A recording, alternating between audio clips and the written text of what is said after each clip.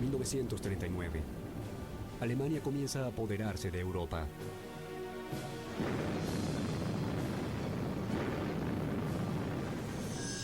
Hitler se propone imponer la esvástica sobre el continente europeo. La Unión Soviética dominará Asia a través de Japón y luego América. Pero ¿cómo pensaba Hitler llevar su invasión al otro lado del océano? Con la caída del muro de Berlín y la apertura de los archivos de inteligencia de Inglaterra, Estados Unidos y algunos países latinoamericanos, han surgido indicios de que existió una conspiración nazi para invadir Sudamérica. Muy pocos conocen que antes de que comenzara la guerra, Estados Unidos, México y América del Sur ya se encontraban infiltrados por los nazis.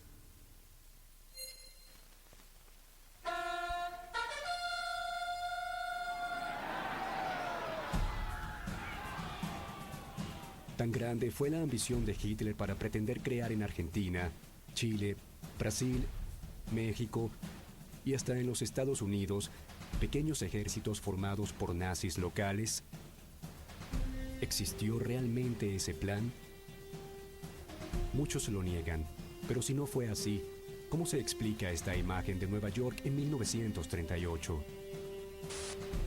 ¿O este acto público en Buenos Aires? ¿O cómo llegó a ocurrir este desfile de fuerzas nazis en Río de Janeiro? Ubiquémonos por un momento a principio de la década de 1930 y dejemos que los hechos hablen por sí mismos. Veremos cuán distinta pudo ser la historia cuando el Tercer Reich intentó extender su poder en América.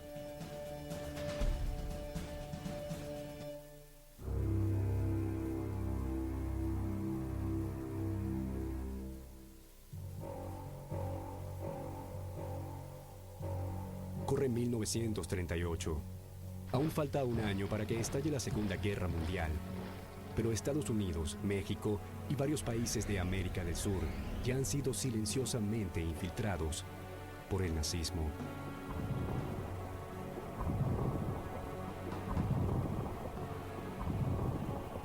¿Cómo es posible que un movimiento como el nacionalsocialismo, de raíz excluyentemente germana, logre tener semejante influencia en países que pronto serán sus enemigos?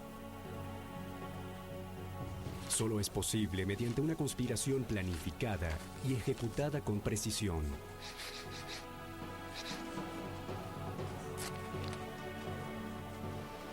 Una conspiración que se inicia a principios de la década del 30, cuando los marinos de la Hamburg Süd y Hapag-Lloyd, líneas mercantes alemanas, comienzan a fundar sedes del partido nazi en cada país que pudiera interesarle al Tercer Reich, y llega a su momento culminante cuando los propios gobiernos son infiltrados por los nazis.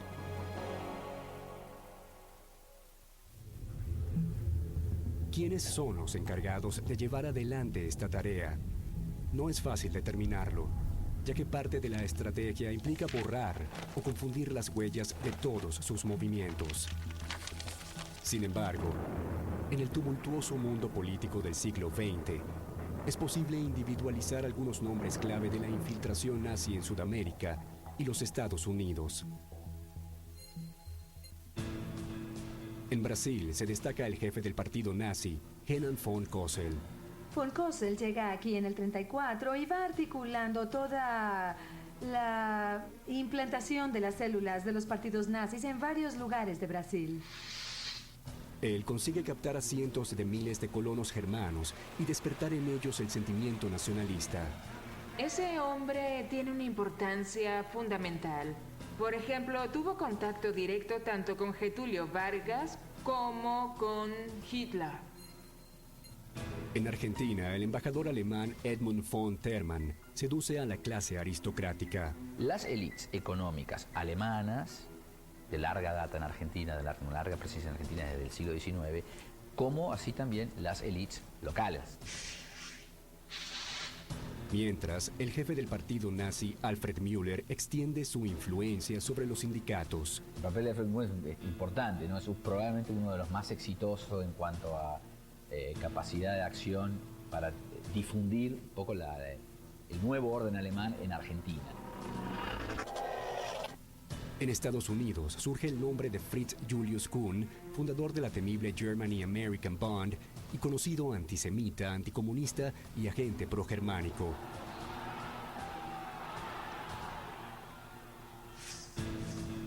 Jorge González Fonmarés hace lo propio en Chile, fundando el importante movimiento nacional socialista chileno, el MNS. Y el nombre clave del general prusiano Wilhelm Foppel, fundador y asesor de los ejércitos de Chile, Bolivia, Perú y Argentina, quien también fundaría el Instituto Iberoamericano en Berlín. Ellos son algunos de los guías de este plan de infiltración que abarca toda América, pero se hace especialmente fuerte en Brasil, Chile y Argentina. Digamos entonces que el núcleo de Brasil, que se articulaba con el núcleo de América Latina, Argentina, Chile, México, resultando en el establecimiento de una gran fuerza nazi. ¿De dónde surgen estos bastiones nazis sudamericanos? ¿Qué plan tenía el Tercer Reich para infiltrar y dominar América? El plan nazi se puede dividir en 4 fases y tendrá un éxito hasta hoy insospechado. Fase 1. La juventud. La penetración ideológica en los jóvenes americanos a través de las escuelas de las comunidades germanas.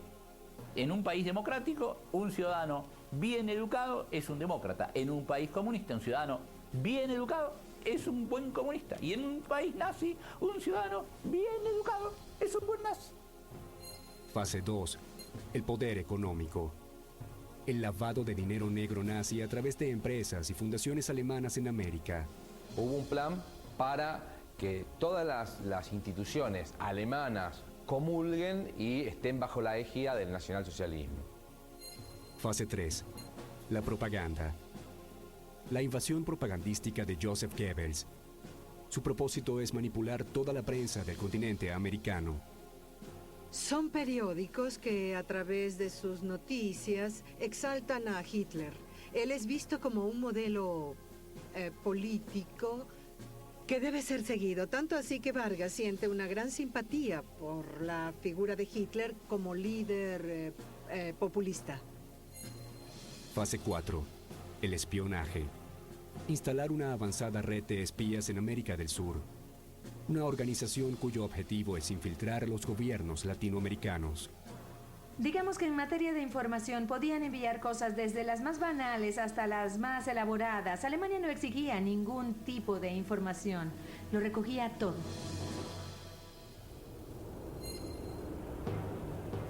Nada puede detener el avance del Tercer Reich.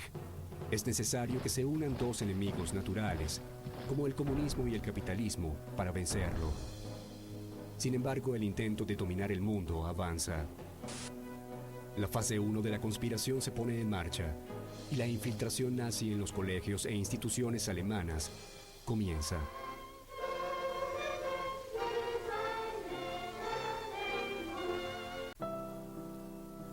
La infancia es el momento de mayor inocencia, pero también donde las enseñanzas inculcadas quedan marcadas a fuego de por vida.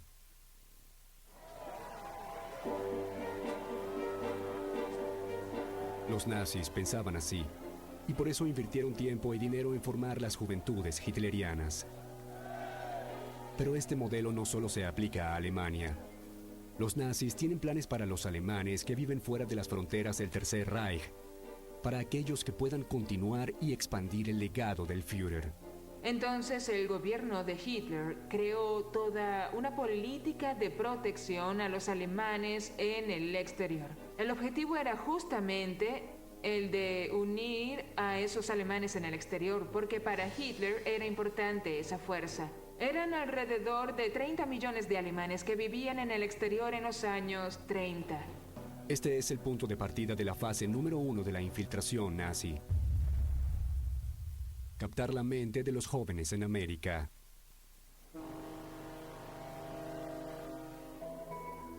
Mayo de 1931.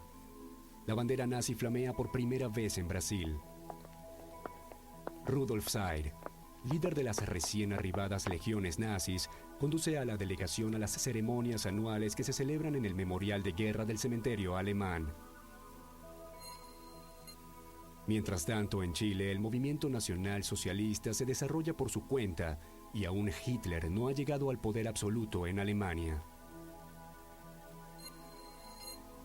Ese mismo año, William Kohn, Richard Cizik y el general von Nauer fundan la NSDAP, filial chilena y argentina del partido nazi alemán para el extranjero.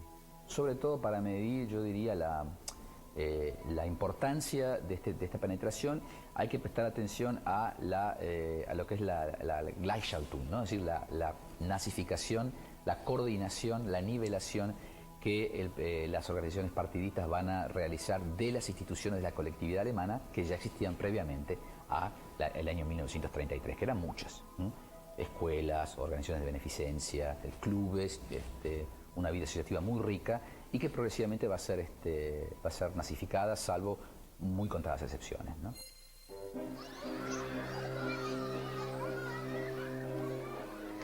Son los estudiantes de los colegios alemanes quienes se encargan de llevar a sus hogares las buenas noticias llegadas de Europa. El mundo ya no está atrapado entre el capitalismo y el comunismo. Alemania tiene otra propuesta, el nacionalsocialismo. Pero en la primera mitad del siglo XX, ¿cómo puede lograr el Tercer Reich transmitir ideología a través de miles de kilómetros de océano? La clave está en los colegios de las colonias germánicas, el primer instrumento de infiltración en los jóvenes. Estos colegios reciben subsidios desde Alemania y demuestran ser absolutamente permeables a las directivas del nazismo. Inclusive en algunos discursos de Hitler aparece esa gran importancia que le da a la juventud. Pues decía, nosotros estamos viejos, él vuelca sus ojos a esa juventud que quiere formar. Desde el Tercer Reich llegan oleadas de profesores especialmente entrenados para adoctrinar a los jóvenes en pos del nazismo.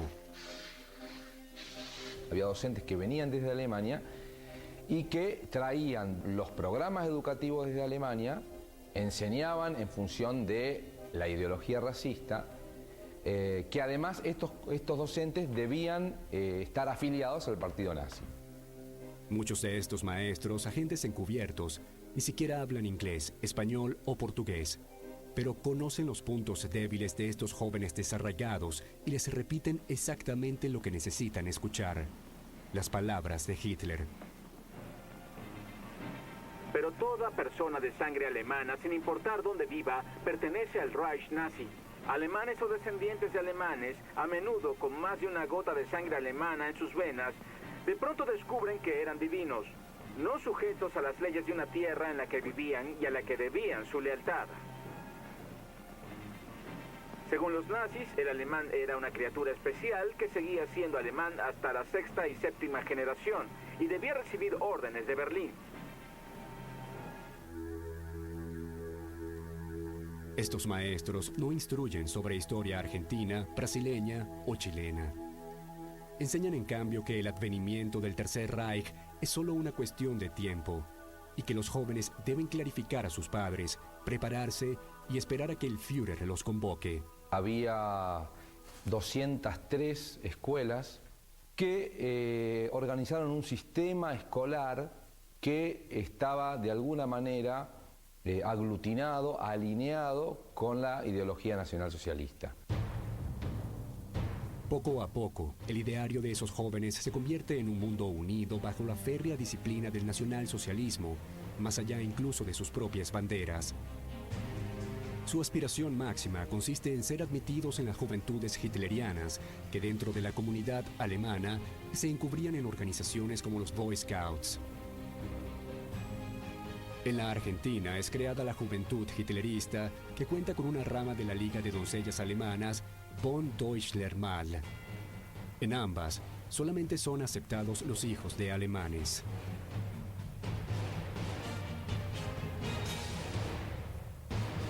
Al dejar la juventud hitlerista, los jóvenes más brillantes pueden continuar su carrera en las escuelas de liderazgo SS en Alemania o en la escuela del Reich para marinos y alemanes de ultramar en Altona. Inclusive, muchos de estos jóvenes viajan a Alemania al estallar la guerra para combatir a todo o nada en defensa de Hitler.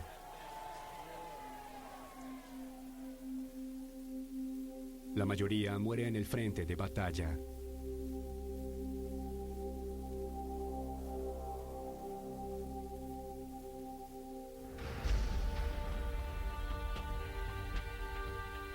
En 1938, solo el 1% de las escuelas de las colonias germanas se manifiesta independiente. Las demás responden abiertamente al nacionalismo alemán conservador o directamente al hitlerismo. Por ejemplo, en la escuela alemana de Villa Mariana, en Sao Paulo, los profesores se presentaban uniformados con la esvástica en el hombro, saludaban a sus alumnos con un Heil Hitler. En fin, todo el contenido era muy semejante al contenido enseñado en la Alemania nazi. Los programas de estudio bajan directamente desde Alemania. Los alemanes disidentes, judíos y no judíos, se encuentran con que ninguna escuela de la colectividad accede a recibir a sus hijos.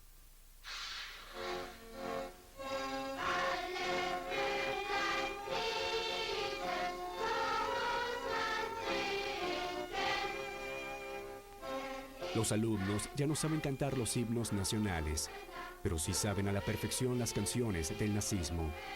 Inclusive el material didáctico, las canciones, por ejemplo. Llegué a ver un libro de canciones con las mismas canciones, Das Horst-Wessel-Lied, que es una gran canción, muy popular en aquella época, y era enseñada también a la juventud alemana en Brasil.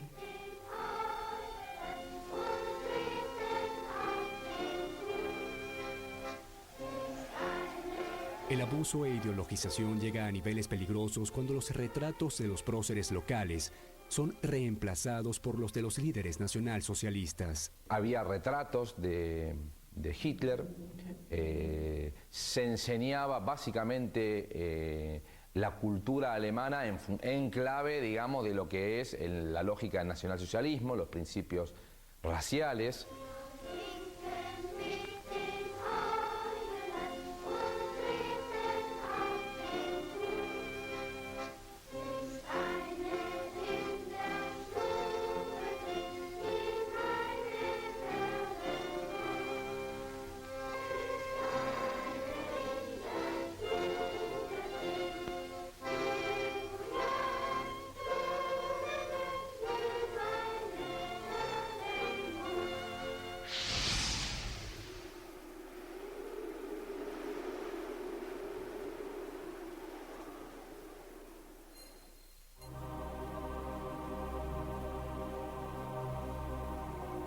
A los estamentos oficiales comienzan a llegar rumores.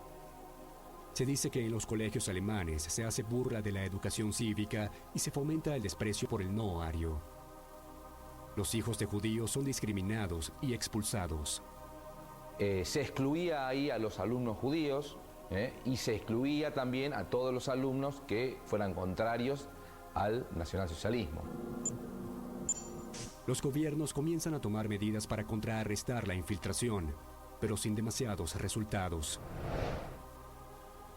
La comunidad alemana pronazi se siente fuerte y se cierra sobre sí misma. En algunos colegios llegan a colgar retratos en doble faz.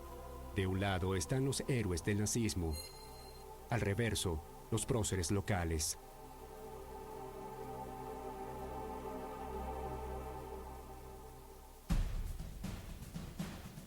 El 18 de mayo de 1938, comienza en la Cámara de Diputados de la Nación Argentina un encendido debate en el cual los diputados Raúl Damonte Taborda y Enrique Dickmann denuncian las actividades nacionalsocialistas en el país. Algo parecido ocurre en todo el Cono Sur. Los ministerios de educación de los respectivos países toman nota de la situación, pero ¿qué pueden hacer los gobiernos americanos frente a tal avanzada sin entrar en conflicto con una Alemania cada vez más militarizada y poderosa?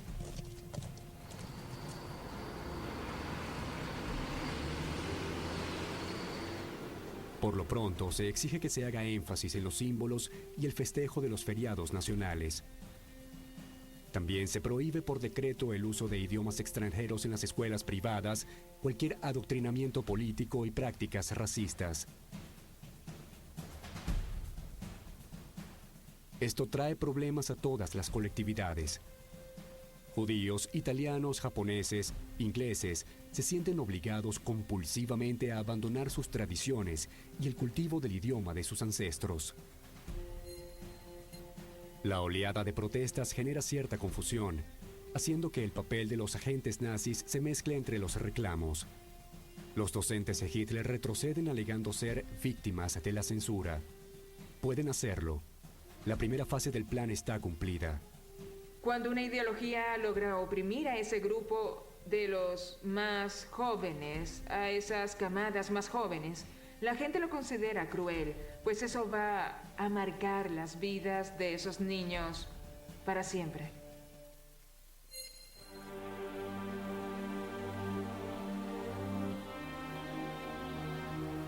En algunos lugares de Latinoamérica, decenas de miles de jóvenes están convencidos de formar parte de un mundo nuevo, de un Reich o imperio que durará 1000 años, tal como dijo Hitler.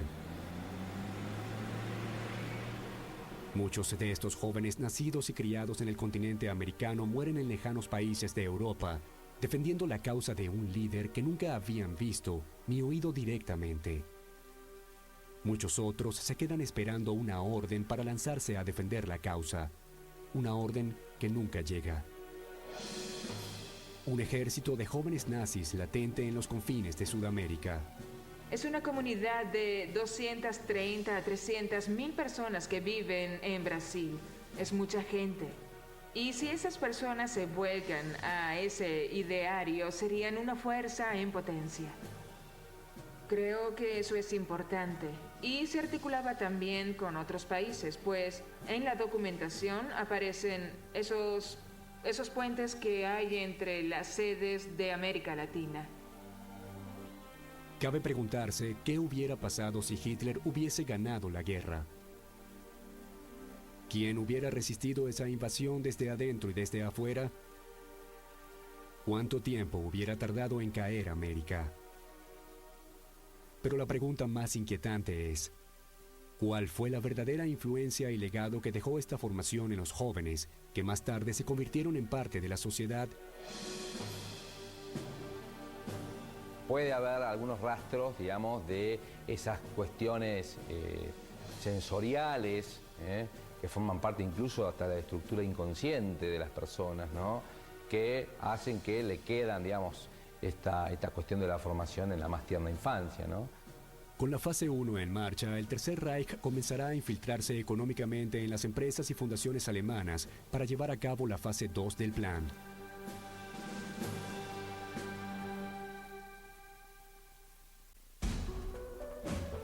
La imagen heroica del nazismo ya se instaló en la mente de los jóvenes americanos.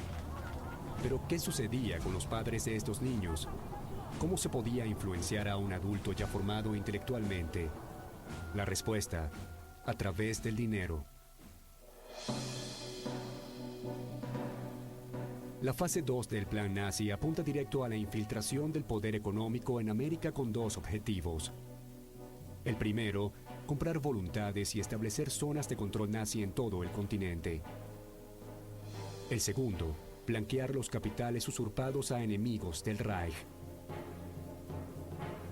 En un principio, el Tercer Reich se infiltra en la economía sudamericana a través de vías comerciales legítimas, embajadas, consulados y grandes empresas hermanas. Simultáneamente, la diplomacia nazi desembarca en Sudamérica y avanza sobre el resto de la sociedad en una infiltración sutil e ininterrumpida.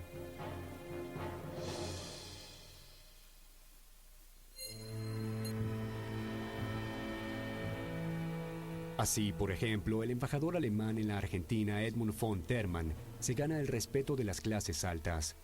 Bueno, von Termann lo que intenta es justamente reclutar apoyos para la acción de Alemania en el exterior, ¿no? A través de contactos un poco más discretos, un poco más sutiles, con la élite económica local y la élite económica que ya existe de la colectividad alemana.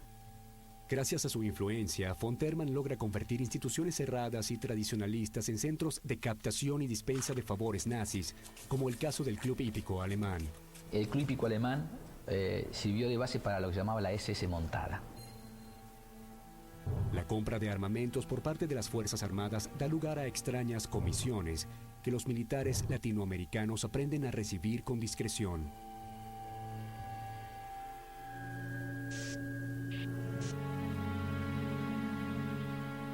El general argentino Juan Pistarini recibe la Cruz de Hierro del Tercer Reich en virtud de sus gestiones comerciales. Nombrado ministro de Obras Públicas de la Argentina en 1935, encara la construcción de obras monumentales, como el Aeropuerto Internacional de Ezeiza, que hoy lleva su nombre. Sus faraónicos proyectos siempre son concretados por la firma alemana GEOPE a través de dudosas licitaciones.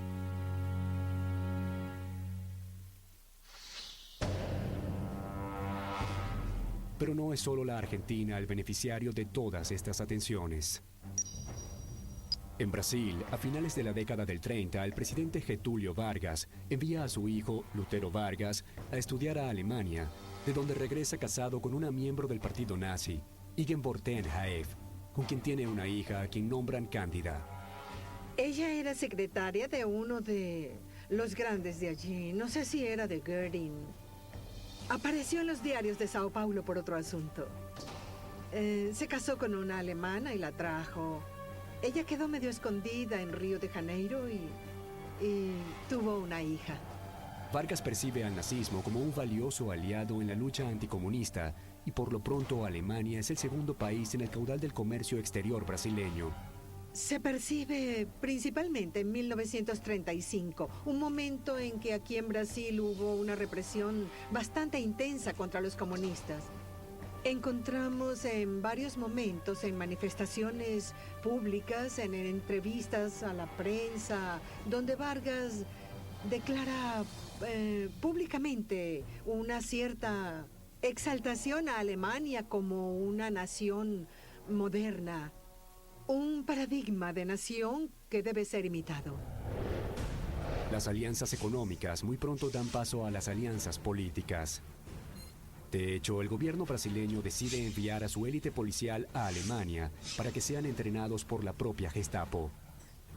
Lutero llegó a enviarle a Getúlio Vargas en Río de Janeiro el reglamento y las normas de una escuela de educación física, que en ese momento aparece como un incentivo a la formación de un hombre brasilero blanco, de ojos azules, según el modelo del ario puro alemán.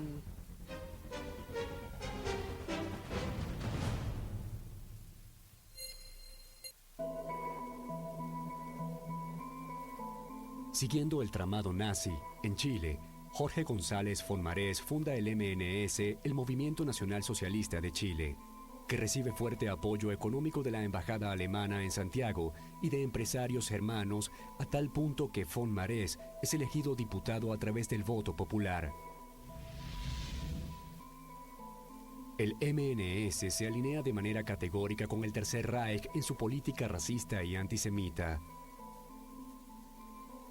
El ejército de Chile es adiestrado y entrenado por los alemanes prusianos, y todo su equipamiento proviene del enorme consorcio Krupp, el motor de la industria armamentística de Hitler. Que las democracias hablen de libertad. No hay libertad aquí. No hay sindicatos. No hay sobretiempo. El Führer les dice dónde trabajar, cuándo trabajar, por cuánto tiempo trabajar y cuánto vale nuestro trabajo. Forjen el club de sangre y hierro. Tenemos una misión sagrada. Hoy gobernamos Alemania, mañana el mundo entero.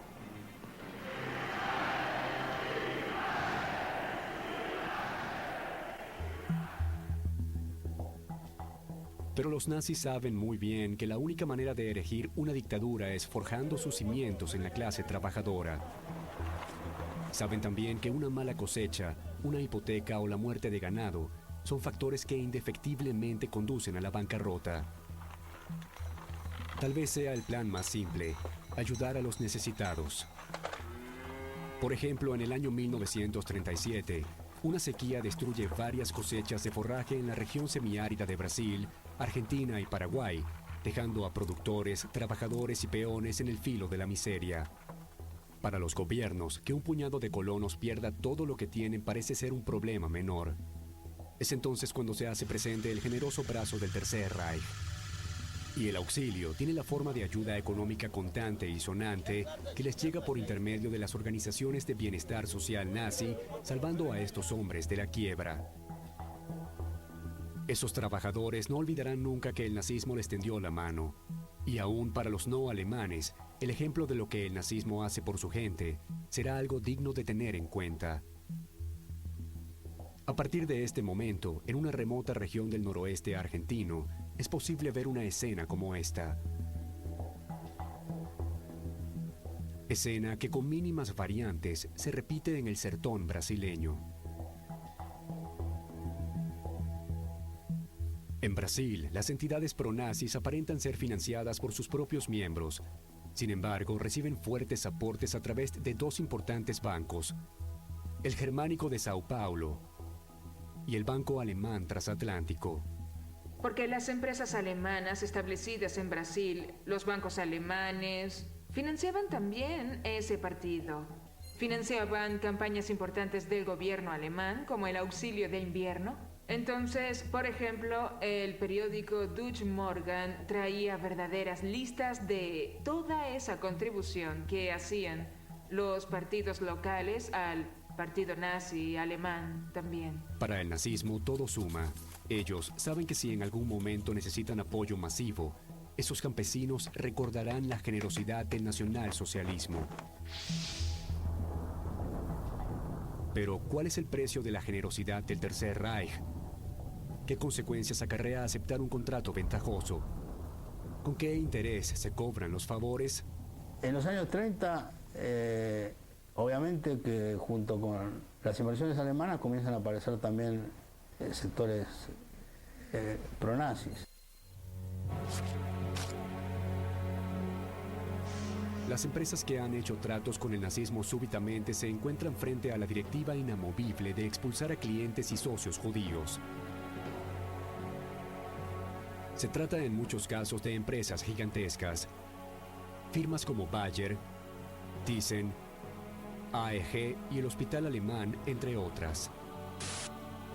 Los bancos, usualmente intermediarios del comercio internacional, también se ven afectados por la expulsión compulsiva de muchos judíos que actuaban en puestos claves. Se caen contratos y antiguas relaciones comerciales se echan a perder.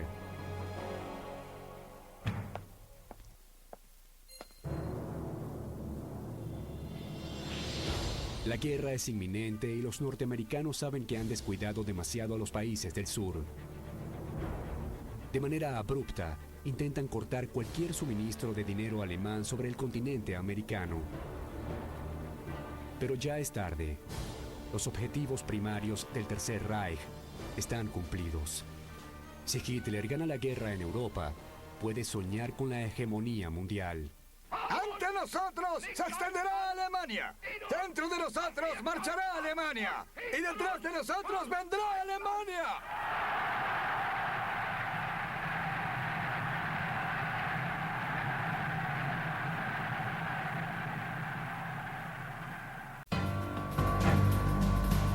La fase 1 captó la mente de los jóvenes colonos alemanes. La fase 2, la voluntad de sus padres.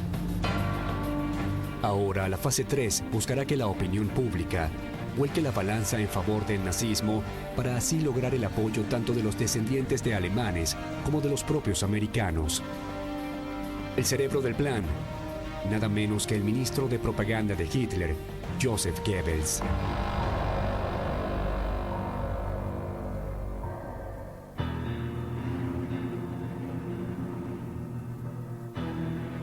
El primer paso de Goebbels es clasificar los principales periódicos de América en 4 grandes grupos.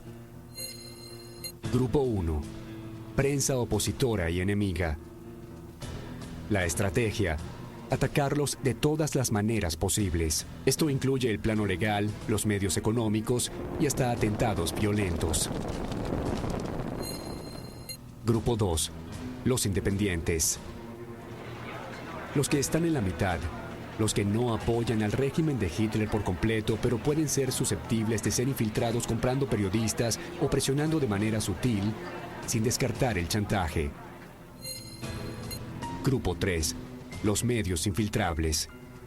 Se trata de la prensa fácilmente manipulable mediante la compra de espacios publicitarios o el suministro de información gratuita a través de la agencia periodística del nazismo, Transocean. Grupo 4. Los medios decididamente pronazis. A estos se les apoya y se alienta su crecimiento y difusión mediante subsidios directos e información cuidadosamente seleccionada. Estos son los casos de Crisol, Bandera Argentina, Clarinada, Pampero y esa serie de publicaciones conocidamente nacionalistas y pronazis. Como parte del plan originado en Alemania, en la Argentina el periódico La Razón implementa a partir de 1933 un suplemento especial llamado La Nueva Alemania, que llegó a incluir una foto autografiada del Führer como regalo para sus lectores.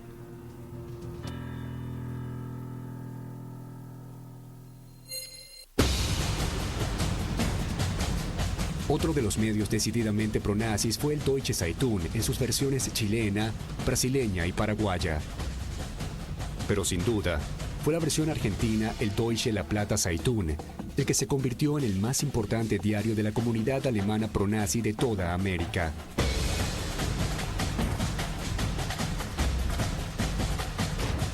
Para el ministro de Propaganda, la opinión pública constituye el equivalente a un campo de operaciones y sus directivas son claras.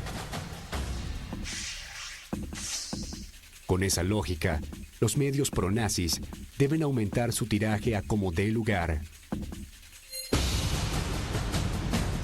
Pero, ¿cómo llegan las directivas de un líder del Tercer Reich en Berlín hasta un pequeño periódico zonal del interior de un país sudamericano? Los anunciantes de estos medios son agentes nazis como George Benn, un supuesto comerciante de maquinaria agrícola que gira dinero a través de la embajada alemana en Buenos Aires. La embajada alemana financiaba al Deutsche La Plata Zeitung, financiaba a los medios adictos, también tenían como una política, por llamar así, de cooptación o más bien de seducción hacia intelectuales argentinos. Muchos de los periódicos zonales no tienen acceso a la información paga de las prestigiosas agencias de noticias internacionales. Para eso se crea una agencia de noticias que se llama Transocean, ¿no?, que distribuía noticias en forma gratuita y además se le daba publicidad, ¿no? Se solventaba. En algunos casos se le daba dinero sin ni siquiera poner publicidad. En 1934, las bibliotecas nacionales, privadas y públicas comienzan a recibir miles y miles de panfletos propagandísticos. Con la misma generosidad, se distribuyen los libros alemanes de adoctrinamiento. Todos los periódicos profascistas de Berlín están al alcance de quien quiera leerlos. Sí, se percibe en la documentación histórica que existe en los archivos brasileños que había una propaganda nazi muy bien organizada, sistemática, a través de diarios y, digámoslo así, de una red de espionaje. Y esas redes de espionaje estaban realmente al servicio del Tercer Reich. Los panfletos se imprimen en Hamburgo e ingresan a los países destinatarios a través de valijas diplomáticas. Luego son distribuidos por las embajadas alemanas o la oficina de Sanstede en Argentina, Chile o Brasil.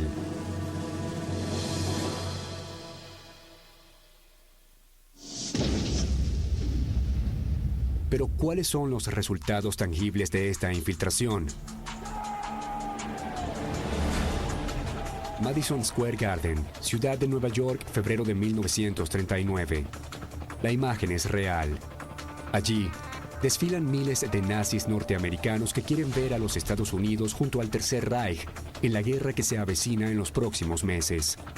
Fritz Julius Kuhn, alemán nacionalizado norteamericano, es el líder de la German American Bund la asociación que nuclea a los nazis norteamericanos y que recibe órdenes directas desde Berlín. Solo meses antes, en el extremo sur del continente, la ciudad de Buenos Aires es testigo de un encuentro similar que convoca a 20.000 personas. Otro de los actos nazis más grandes realizados fuera de las fronteras del Tercer Reich.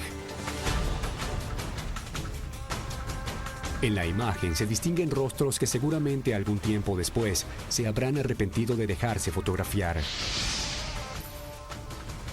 Políticos, empresarios y hasta el fundador de uno de los periódicos hoy día más democráticos del país seguían atentamente las palabras de Alfred Müller, el líder del partido nazi en Argentina.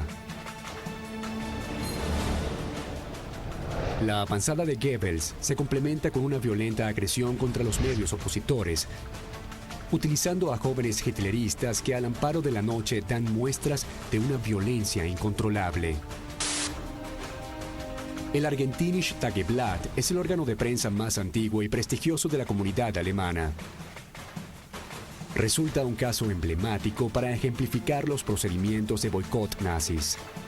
Bueno, ya que no podemos cooptarlos, lo que vamos a hacer es suministrarle informaciones falsas.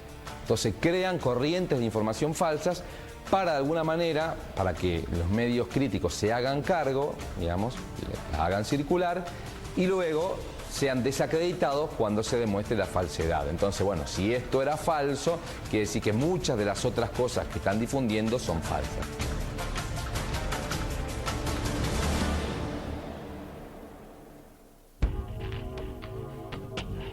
Ante la insistencia del periódico en defender su línea editorial, manos anónimas arrojan bombas incendiarias contra la redacción y la imprenta a lo largo de varias noches.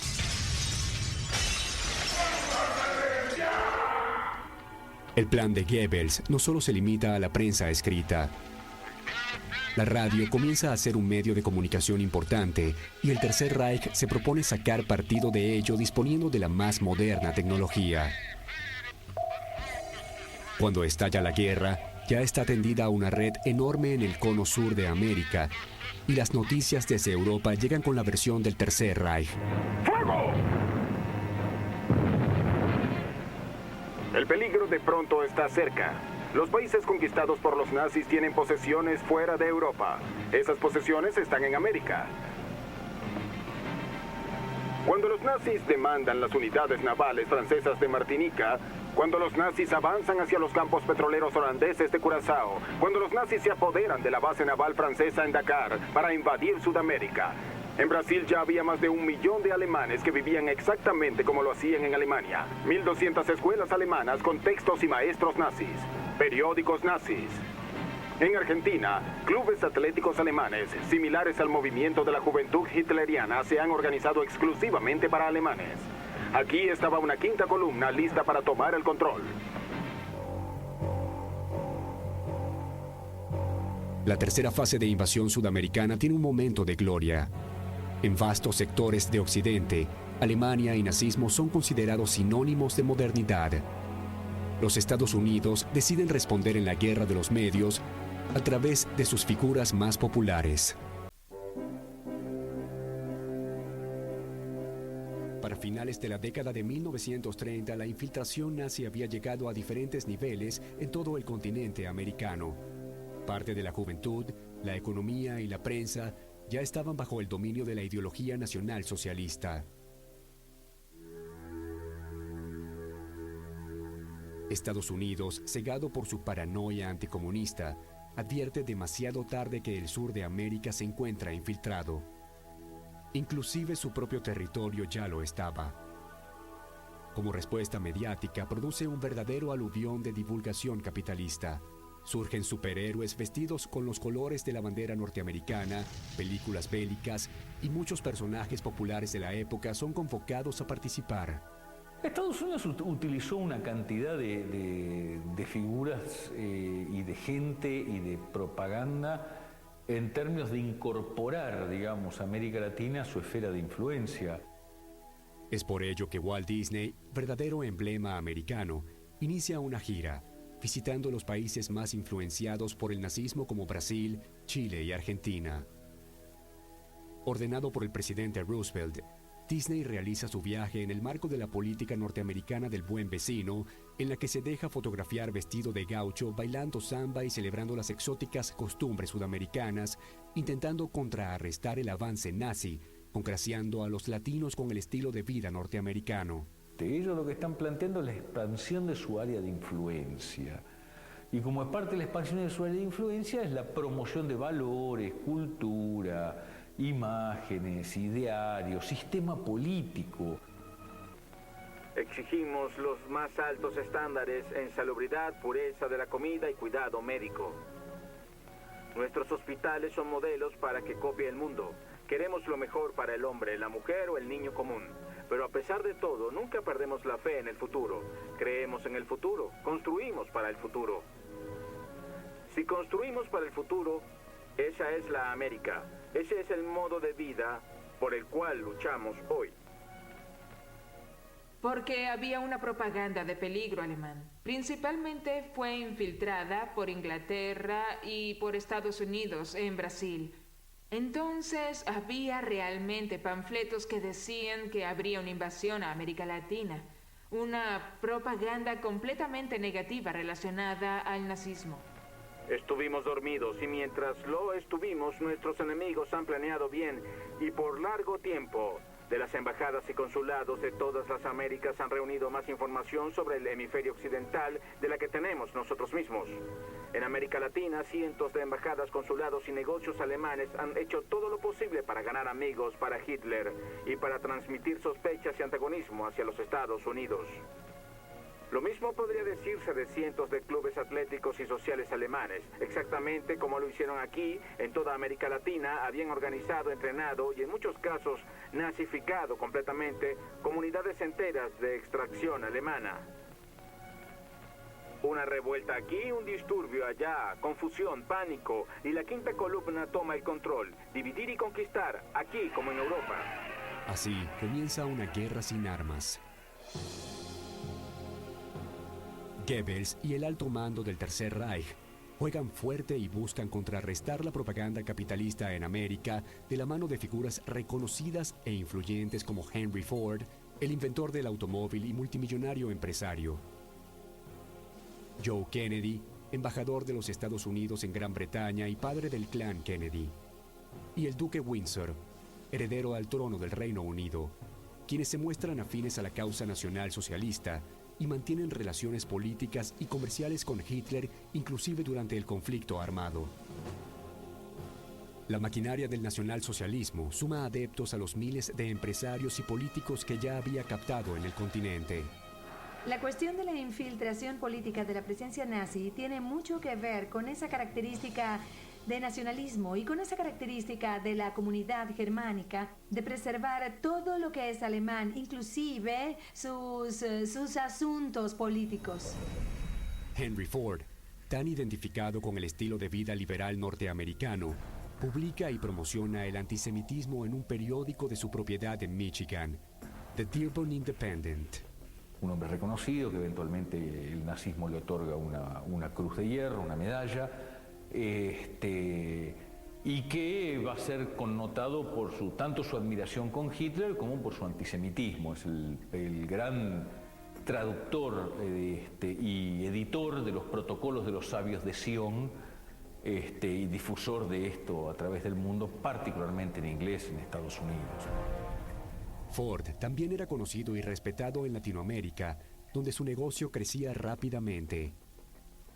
Cuando las tropas alemanas inician la invasión militar, se moverán en transportes de la marca americana Ford y General Motors en un 70%.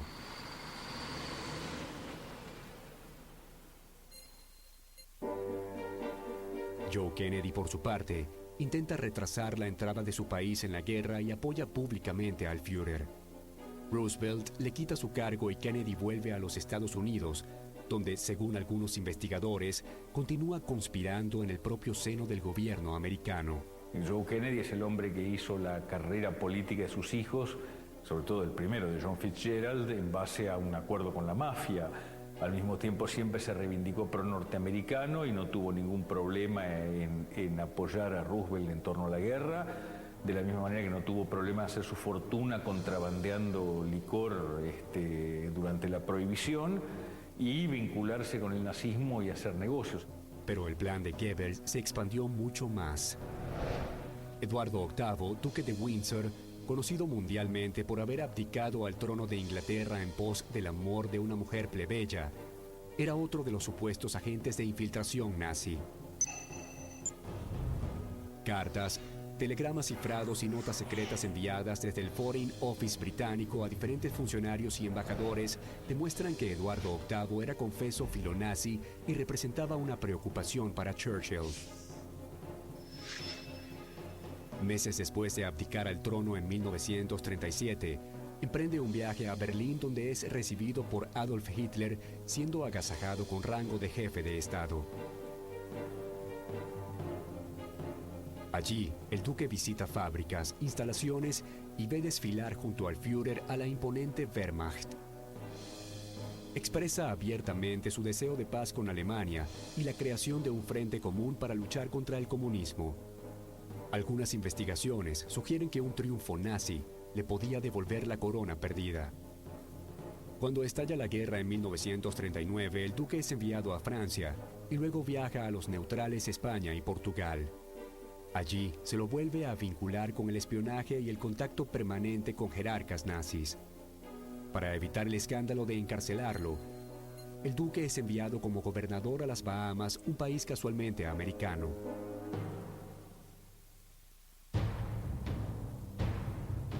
Estados Unidos sentía que estaba perdiendo una batalla, no solo en el continente, sino en su propio país. Y comienza una campaña de propaganda mucho más agresiva a través del gran bastión de invasión ideológica norteamericana, Hollywood. Warner Brothers da el primer paso, estrenando en 1939 el film Confessions of a Nazi Spy. Un año después, se estrena quizá el alegato más auténtico de un artista en contra de Hitler. Se trata de la película de Charles Chaplin, El Gran Dictador, donde el artista denuncia con implacable certeza la megalomanía del líder del Tercer Reich.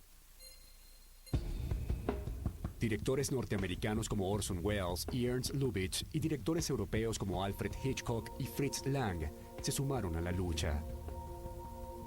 Sus filmes no solo se exhiben en los Estados Unidos, sino que se distribuyen por toda América Latina.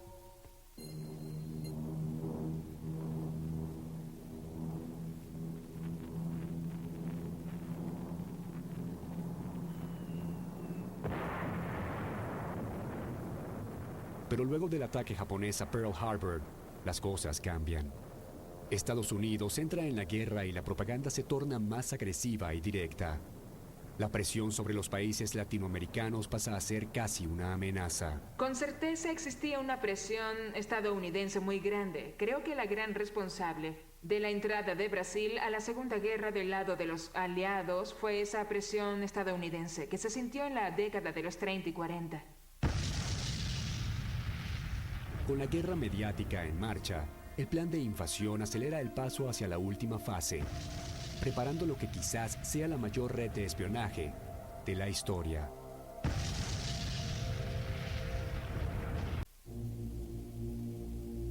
Las primeras 3 fases del plan de infiltración estaban cumplidas. Era el momento de aplicar la última, tal vez la más difícil y secreta. La fase 4 del plan de infiltración nazi consiste en la creación de una avanzada red de espionaje sobre toda Latinoamérica. Paradójicamente, la fase más secreta y más exitosa del plan es la que más huellas ha dejado de su existencia. En 1930, Alemania crea la Etappendienst o E-Dienst, una red de respaldo y abastecimiento naval con base en puertos grandes y pequeños y concebida en virtud de una posible guerra con Inglaterra. Pocos años después, esta red se extiende sobre Argentina, Brasil, Chile, Uruguay, México y hasta los Estados Unidos. Pero, ¿qué pruebas reales existen de su presencia? ¿Cuáles fueron sus logros? Aquellos primeros enclaves portuarios interconectados muy pronto comienzan a operar en tareas de espionaje y adoctrinamiento. Desde Alemania llegan agentes encubiertos de la SS y la red de espionaje da un salto cualitativo. Para suavizar el proceso, envió a sus agentes a todo el mundo, disfrazado de turistas, estudiantes y viajeros comerciales. A las actividades de espionaje se le suman ataques violentos contra sinagogas y medios opositores. Al mismo tiempo, la diplomacia alemana se encarga de brindar un sólido tejido legal que garantiza la inmunidad de sus agentes. Así, las tres embajadas, la embajada alemana en Brasil, la embajada alemana en Argentina y la embajada alemana en Chile, también forman un triángulo de reclutamiento de espionaje. Y allí ellas preparan a algunos de esos hombres inmigrantes. A veces también enviaban a algunos otros y les montaban una red bien articulada de espionaje aquí en América Latina, en América del Sur, digamos. En Brasil, el presidente Getúlio Vargas se apresta a consolidar una identidad nacional brasileña. En ese contexto, toma como ejemplo la avanzada nacionalsocialista alemana como modelo y en 1937 crea el llamado Estado Novo, donde mediante un golpe de Estado disuelve el Congreso y reforma la Constitución brasileña al mejor estilo del Tercer Reich. La Constitución de 1937 fue inspirada en la Constitución fascista y moldeada según los parámetros de una constitución que restringe los derechos del ciudadano. Allí tenemos un incentivo total a la represión y a la censura. Y en ese momento vemos el cierre de las últimas luces de un pensamiento democrático. Por otra parte, la filial chilena del Partido Nacional Socialista Alemán reúne combatientes germánicos de la Primera Guerra que adhieren al nazismo con renovado entusiasmo. Estos viejos guerreros se desempeñan como instructores de las más variadas disciplinas militares en las Fuerzas Armadas de Chile, difundiendo allí su ideología y su fanatismo nacionalista.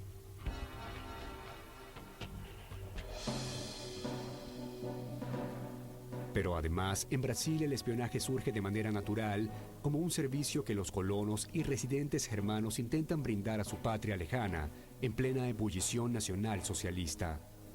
Y la población alemana invade el momento, es colaboracionista de la policía política.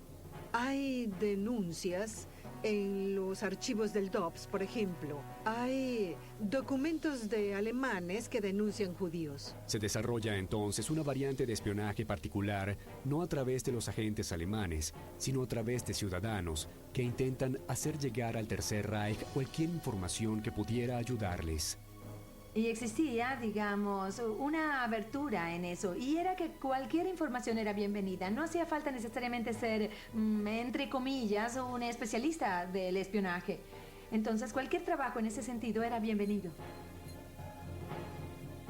Sus agentes son matrimonios de docentes, empresarios, funcionarios bancarios, industriales y periodistas. Al espionaje alemán en Brasil le importa más la cantidad que la calidad. Copian todo tipo de información recibida. Rumores, fotografías, infidencias. Luego habrá quien haga el análisis correspondiente. Digamos que en materia de información podían enviar cosas desde las más banales hasta las más elaboradas. Alemania no exigía un tipo de información, lo recogía todo. Inclusive el Banco Germánico do Sao Paulo y Alemán Transatlántico resultan ser verdaderos nidos de espías.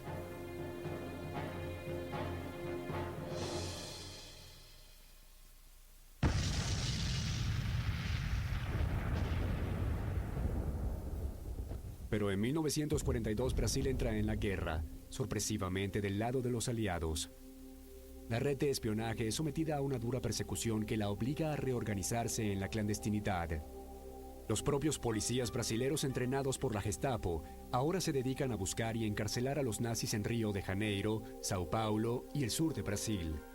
En el primer semestre del 42, los espías fueron rápidamente identificados. Eso demuestra cómo la policía, de cierta forma, los seguía. También tenemos la documentación que demuestra cómo la policía les seguía los pasos a esas personas sin reprimirlos necesariamente. Después del 42, la represión fue intensa.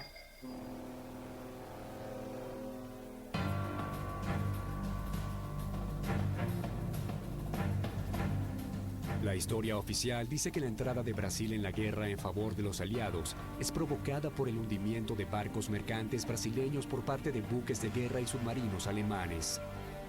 Pero existe el mito de que en realidad fue todo una maniobra de inteligencia del gobierno de los Estados Unidos y que estos barcos fueron hundidos por los propios norteamericanos.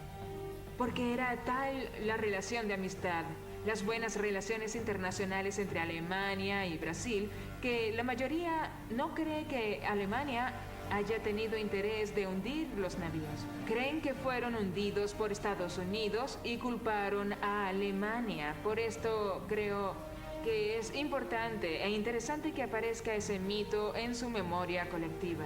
Lo cierto es que en la posguerra no hubo un solo marino alemán que admitiera haber atacado barcos brasileños.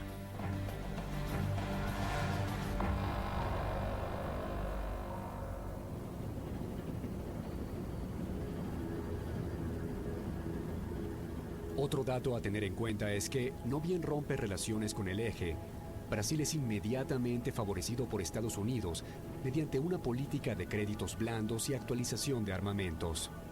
Estados Unidos le había regalado a Brasil el complejo de Volta Redonda, que es, digamos, fue el punto de partida, la piedra basal de la industria siderúrgica brasileña. Ante esto, la Argentina toma la decisión opuesta y comisiona agentes que deambulan por Alemania ofreciendo su neutralidad a los jefes del Tercer Reich a cambio de beneficios comerciales.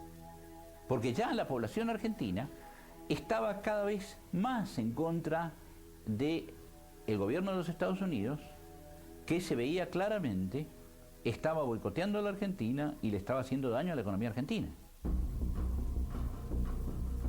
Estados Unidos responde y deja de vender combustible a la Argentina. Digamos, los norteamericanos habían prohibido que a la Argentina se le venda, por ejemplo, todo tipo de combustible. Y la Argentina estaba muy lejos de autoabastecerse en materia de hidrocarburos. Así que el hecho de que se le negara la importación de petróleo y la importación de carbón significó que las locomotoras argentinas comenzaron a ser propulsadas por leña. Pero llegó un momento en que se acabó la leña y entonces hubo que empezar a quemar maíz en las locomotoras.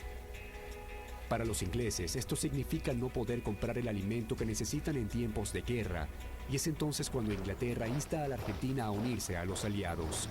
El boicot norteamericano se acrecentó, pero la medida en que podía acrecentarse estaba limitada porque los británicos no podían aceptar que disminuyera la cantidad de alimentos que se exportaba desde la Argentina, sin los cuales ellos no podían terminar de cerrar sus cuentas alimenticias.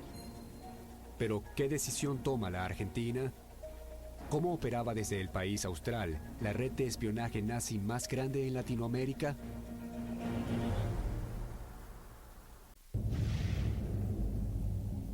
El Tercer Reich avanza en un plan sin límites para cumplir la cuarta y última fase de infiltración mediante una gigantesca red de espionaje en América.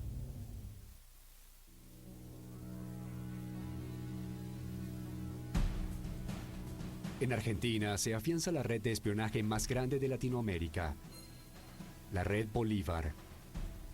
Werner Kennecke, Hans Harnisch y Wolf Ransock son los primeros nombres de esta organización cuyo poder y alcance nunca fue del todo esclarecido. Kennecke es yerno de Ludwig Freude, poderoso empresario de la colectividad germana, de llegada directa al Führer y el más cercano contacto alemán del joven Juan Domingo Perón. A Kennecke se le asigna el proyecto de instalar un radiotransmisor secreto para poder enviar información a Berlín. Franzock, por su parte, se encarga del enlace radial de la aviación militar y además se le ordena diseñar y montar la denominada Red Bolívar, un sofisticado conjunto de transmisores secretos apoyados por la ORGA-T, organización técnica, y distribuidos por todo el territorio. La Red Bolívar resulta una de las organizaciones de espionaje nazi de mayor éxito de la Segunda Guerra. Solo en la Argentina, posee una flota de automóviles, transmisores portátiles, casas seguras y unas 10 chacras transmisoras. En aquella época, lo más elaborado, lo más avanzado tecnológicamente era la emisión de radio. Solo que, por otra parte, también era la más complicada, pues no era como hoy con aparatos pequeños que se pierden en el cuerpo de las personas. No, los radios eran grandes, necesitaban antenas, así que eso les exigía mucho más para poder esconderlos y también el que la persona lo supiera operar, de tener los códigos, de conocer algunas técnicas, de estar mejor entrenado. En Brasil se registra la presencia de las redes de espionaje de Salomon Janos, Niels Christian Christensen y Gustav Engels. Esta última, íntimamente relacionada con la Red Bolívar de la Argentina y otras agrupaciones que operan en Chile.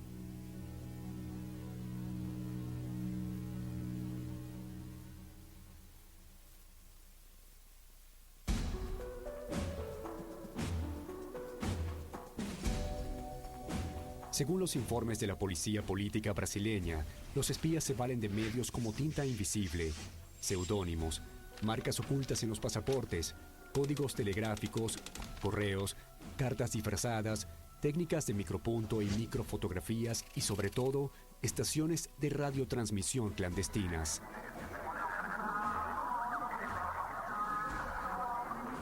Y las informaciones no llegaban directo, ni siquiera cuando eran enviadas vía radio podían llegar directo, porque también estaban las interferencias de los ingleses y los estadounidenses. También sabían exactamente lo que debían buscar y controlar en ese sentido. Entonces muchas veces las informaciones primero pasaban por América del Sur para poder llegar a Alemania. Entonces a veces salían de Brasil para Argentina para desde allí seguir por otro medio. A veces salían por carta de Brasil para Argentina para de allí lograr ser emitidas vía radio. También se utilizan las máquinas de escribir Enigma, un sofisticado aparato creado exclusivamente para cifrar mensajes. En los informes se consigna, por ejemplo, que el gobierno brasileño está dispuesto a actuar en forma encubierta por los Estados Unidos para invadir la Argentina, país que supuestamente se mantenía filonazi.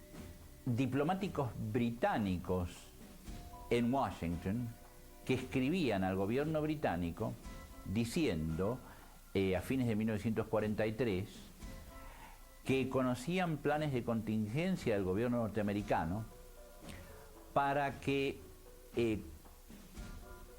se bombardeara Buenos Aires con aviones norteamericanos y pilotos brasileños.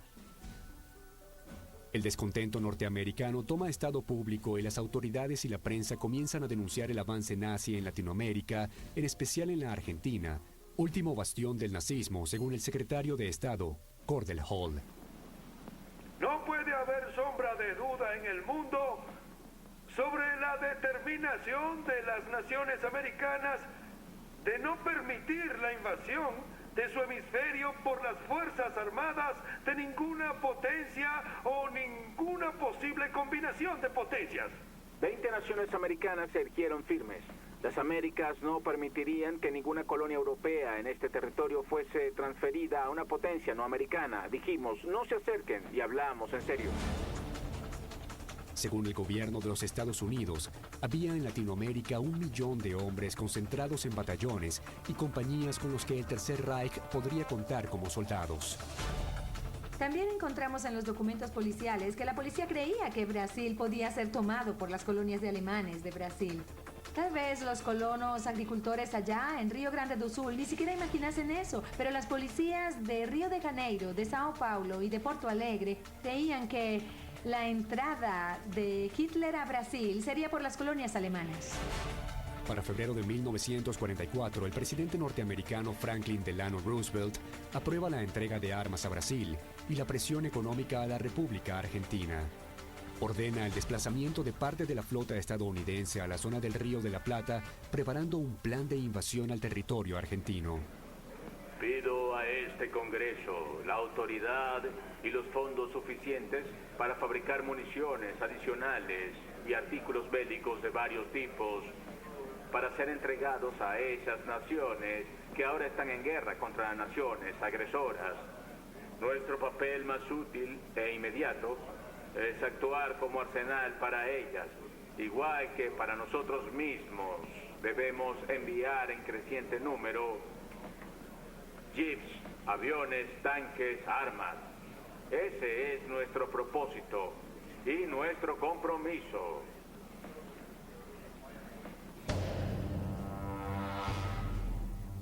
Con los norteamericanos avanzando en la región, el coronel Perón, entonces vicepresidente, envía a Alemania y a Italia al nacionalista Juan Carlos Goyeneche.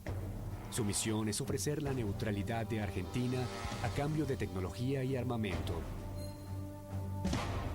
Goyeneche llega a Alemania y consigue su ansiada entrevista con el jefe de las SS, Heinrich Himmler, y con el ministro de Relaciones Exteriores, von Ribbentrop.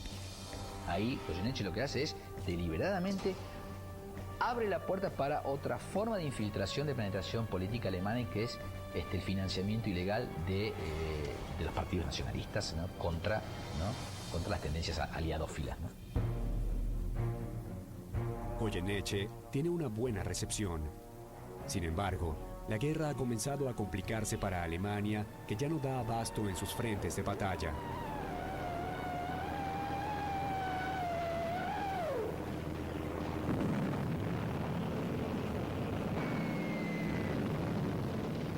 Con este panorama y una segunda victoria aliada tarde o temprano, Getúlio Vargas deja de lado sus simpatías al Tercer Reich y, motivado por los Estados Unidos, emprende una caza de brujas contra la comunidad italiana, japonesa y alemana en Brasil. Debían tomarse algunas medidas en función de ese alineamiento, porque no podía ser solo un discurso, una retórica. Necesitaban determinadas acciones que demostrasen ese alineamiento, y una de ellas fue la organización de campos de concentración en Brasil, pues era una práctica muy común tanto a lo largo del siglo XX como durante toda la Segunda Guerra Mundial. La llamada policía política no tiene piedad y arresta a todo posible sospechoso. Incautan equipamiento y propaganda nazi, y los principales referentes de la comunidad germana son encarcelados. Pero el jefe del partido nazi en Brasil, Hermann von Kossel, logra huir hábilmente y regresa a Alemania. Por ejemplo, Otto Braun era el tesorero del partido y estuvo preso. Fue él quien delató a todos los líderes. Pero los grandes líderes como Hans-Henning von Kossel, que era el jefe del partido nazi, salió de Brasil luego de la declaración de guerra contraria. Del rompimiento de las relaciones diplomáticas, salió en un avión con dirección a Alemania junto con representantes del gobierno diplomático alemán. Entonces, creo que la cacería de las esvásticas se dio más en los países pequeños. En la Argentina, ante la resistencia del gobierno, el jefe del partido nazi, Alfred Müller, es deportado. Más tarde, el embajador del Tercer Reich, Edmund von Termann, correría la misma suerte.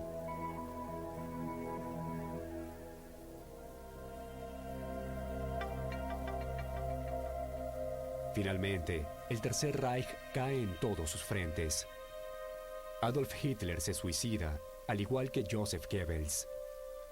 Sin embargo, otros líderes del nazismo logran escapar y buscan refugio en los países latinoamericanos, donde sembraron durante una década el nacionalsocialismo.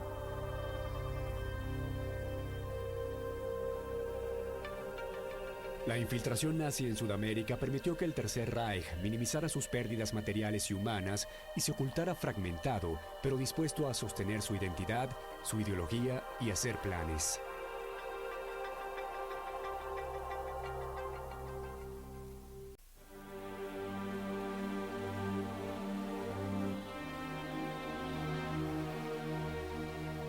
El 2 de mayo de 1945, Berlín se rinde ante las tropas rusas.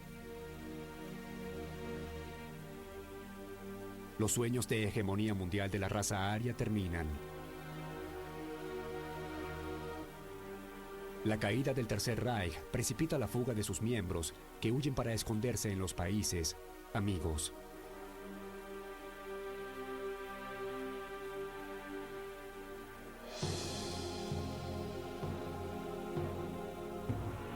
¿Qué sucedió con los cientos de miles de nazis reconocidos de Sudamérica? ¿Qué había sido de los militares y empresarios comprados durante el auge del Tercer Reich? ¿Qué pasó con el dinero nazi blanqueado en Sudamérica a través de las empresas hermanas? Estas huellas borradas no son solo mérito de los nazis en retirada. Estados Unidos y la Unión Soviética se disputaron a los mejores científicos alemanes como si se tratase de un botín de guerra. Hicieron todo lo necesario para ponerlos a salvo de la justicia que los perseguía, inclusive utilizando a ex-SS u oficiales de la Gestapo como espías para luchar en la incipiente Guerra Fría para un bando u otro.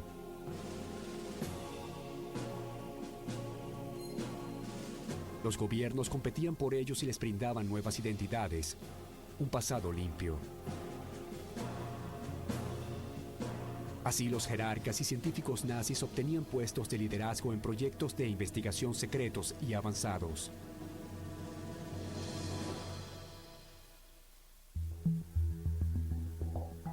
El caso paradigmático fue el de Werner von Braun, quien había sido el líder del famoso Rocket Team nazi que operaba en el laboratorio secreto de Peenemünde en la costa del mar Báltico. Allí construían los primeros misiles balísticos de la historia, los B-1 y B-2, en la fábrica Mittelwerk, donde trabajaba mano de obra esclavizada. El V-2 fue el precursor de todos los cohetes y misiles de la era moderna. Hasta el último día de la Segunda Guerra Mundial, estos misiles hicieron un terrible daño a las ciudades británicas. Meses antes de que finalizara la guerra, von Braun sabía que la caída del Tercer Reich era inminente, así que decidió contactar a los americanos y rendirse ante ellos junto con 500 de sus mejores técnicos. Así comenzó el proyecto militar Paperclip en Fort Bliss, Texas. En los años siguientes, ellos desarrollarían toda la tecnología que le daría a los Estados Unidos sus misiles balísticos y los cohetes Saturno, que llevarían al hombre a la Luna. En la década del 60, von Braun se transformó en el director de la NASA, trabajando en el Marshall Space Flight Center. La gran paradoja fue que uno de los científicos preferidos de Hitler terminó siendo el símbolo del desarrollo espacial norteamericano.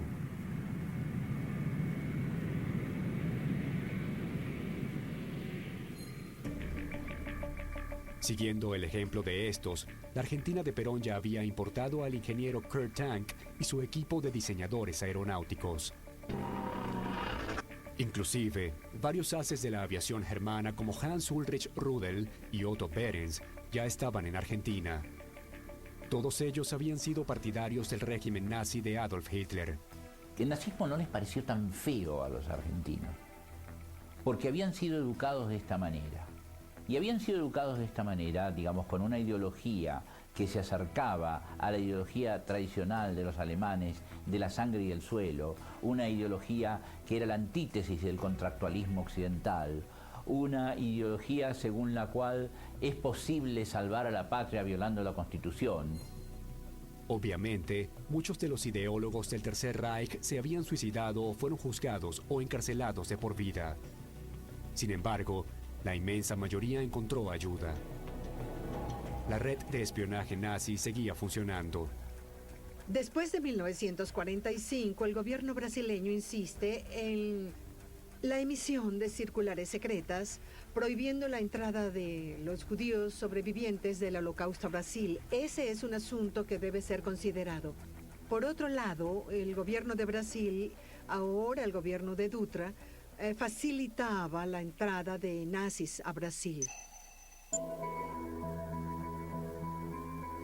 Muchos especialistas afirman que no hubo un plan maestro del Tercer Reich para apoderarse de Latinoamérica, que no era prioridad de Hitler el continente americano. Pero las imágenes y documentos encontrados en nuestra investigación no dejan dudas acerca de la infiltración sin precedentes que sufrieron los países más influyentes de la región, inclusive años antes de que se desatara la Segunda Guerra Mundial, más allá de las prioridades de Adolf Hitler. Al principio, pocas personas deseaban hablar. Y hoy en día, hablan más. Creo que ya están próximas a la muerte y pueden ver con mayor distancia ese trauma relacionado con sus vidas. Pero, ¿cuántos jerarcas fueron realmente atrapados? ¿Cuántos nazis lograron ocultarse durante muchísimos años en el mundo entero y acrecentar sus fortunas? ¿Qué fue de las obras de arte y piezas de joyería usurpadas que nunca fueron recuperadas por sus verdaderos dueños? Funcionarios nazis que trabajaron dentro de gobiernos democráticos y dictaduras en América. Empresas alemanas que resurgieron de las cenizas de la caída con dinero lavado y una ideología que impregnó a distintos dictadores a lo largo del continente por décadas. Es una historia que fue hasta cierto momento silenciada, considerando que parte de los archivos brasileros estuvieron vedados a la consulta pública hasta 1995. Si analizamos las evidencias y evaluamos los resultados finales, podríamos afirmar que la infiltración nazi en América obtuvo un éxito dentro de la derrota. La conspiración nazi en realidad nunca terminó. Sí, obviamente, aún hoy hay gente que para adentro y sin poder, digamos, reconocerlo públicamente, sigue reivindicando al Tercer Reich.